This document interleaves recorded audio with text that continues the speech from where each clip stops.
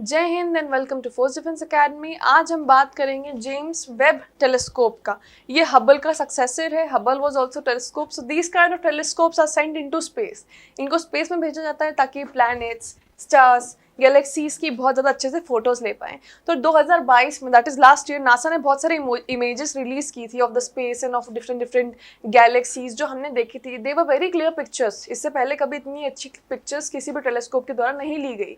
और वो पिक्चर्स जो नासा ने रिलीज की थी वो जेम्स वेब स्पेस टेलीस्कोप से ही ली गई थी। और इस टेलीस्कोप के ऊपर बहुत सारे एग्जामिनेशंस में क्वेश्चंस भी पूछे गए हैं। 1 मार्क के क्वेश्चंस, एफकैट में भी 3 मार्क के क्वेश्चंस। सो लेट्स फोकस कि टेलीस्कोप जो है इनको स्पेस में इसलिए भेजा जाता है ताकि प्लैनेट, स्टार्स, गैलेक्सीज का एक क्लियर व्यू आ सके। हम यहाँ से बिल्कुल टेलीस्कोप को यूज़ करके देखते हैं, बट यहाँ से हमें इतना क्लियर इमेज नहीं दिखता। अगर हम उन्हें अर्थ के सरफेस से बाहर स्पेस में रखें तो वो ऑलरेडी उन चीज़ों के पास जा चुके हैं और फिर वो उन पर जूम इन करके देखते हैं तो ज़्यादा अच्छे से दिखता है। Now telescopes can look back in time. Telescope जो है बैक इन टाइम देखते हैं, मतलब ऐसा नहीं कि उनमें टाइम मशीन लगी हुई है। बेसिकली जो स्टार्स, प्लैनेट्स होते हैं, not planets do not emit light, but अगर हम स्टार्स की बात करें तो बेसिकली जो स्टार्स और गैलेक्सीज होती हैं इनसे जो लाइट आती है, first of all they are millions of light years away from the telescope. तो इनसे जो लाइट आती है ये जब तक हमें रीच करती है तब तक बहुत सारा समय बीच में निकल जाता है। तो हमें उस टेलीस्कोप को, जब तक वो रीच कर रही है लाइट, तो उस टेलीस्कोप को वो ही इमेज दिखेगी जिस टाइम पर उस पर्टिकुलर गैलेक्सी या स्टार ने वो लाइट इमिट करी होगी, तो वो उसी टाइम की इमेज दिख पाएगा। ठीक है। और जब तक वो स्टार की डाई होने की इमेज आती है तब तक तो वो स्टार खत्म होकर कहीं चला भी जाता है। ठीक है। इसका मतलब ये है कि लाइट को ट्रैवल करने में बहुत ज़्यादा टाइम लगता है टू द टेलीस्कोप और टू इवन आवर आइज।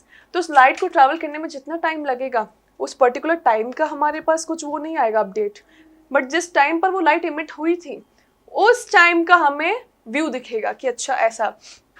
तो if we are looking at a star right now, we are not looking at the exact presentation of the star. ऐसा नहीं कि आज हमने स्टार देखा इसका मतलब जो स्टार को देख रहे हैं हम वो उसी कंडीशन में असली में भी होगा, नहीं। हमें जो स्टार दिख रहा है वो बहुत सालों पहले वाला स्टार है एक्चुअली में, बट क्योंकि लाइट को वहाँ से हमारी आंखों तक आने में इतना टाइम लग गया, इसलिए maybe it's possible that the star in reality today would have died, but we are able to see it twinkling because जिस टाइम पर लाइट उससे एमिट होकर हमारे तक आई थी उस बीच में बहुत सारा टाइम जो है लैप्स हो चुका है। That is why. तो साइंस के स्टूडेंट्स को ये चीज़ ज़्यादा अच्छे से समझ में आती है। Now, when we see distant objects, we are not seeing them how they are now. तो जब हम दूर के ऑब्जेक्ट्स देखते हैं हमें ये नहीं दिखता कि वो अभी कैसे हैं, हमें तब का उनका इमेज दिखता है जब उन्होंने वो लाइट इमिट करी हो। ठीक है। For example James Webb space telescope spotted the death of a star. तो इस टेलीस्कोप ने एक death of a star spot करी थी 2500 लाइट ईयर्स दूरी पर। ठीक है। मतलब 2500 into 9.5 trillion kilometre. Now So the death of a star happened not now but 2500 years ago. ठीक है। तो इतना सालों पहले उसकी डेथ हो चुकी थी, बट वो जेम्स वेब टेलीस्कोप को आज दिखी because of the speed of light. Speed of light के हिसाब से उसको जितना डिस्टेंस लग रहा है उस टेलीस्कोप तक आने में, उस हिसाब से वो बीच में टाइम लैप्स की प्रॉब्लम आती है। ठीक है। So there is this scientific explanation to it. Now James Webb Space Telescope, which was launched on 25th of December 2021, तो 25th of December को यहाँ से लॉन्च किया गया था। 2022 में उसने जो है हमें फोटोज दी नासा के थ्रू और वो बाहर रिलीज हुई थी। इंटरनेशनल कोलैबोरेशन है नासा का और यूरोपियन स्पेस एजेंसी का। ठीक है। और कैनेडियन स्पेस एजेंसी का। तो तीनों स्पेस एजेंसीज का जो है ये कोलैबोरेशन है। ये आज तक का बिगेस्ट टेलीस्कोप है स्पेस में। हबल का भी अपग्रेडेड वर्जन मान सकते हो आप इसको।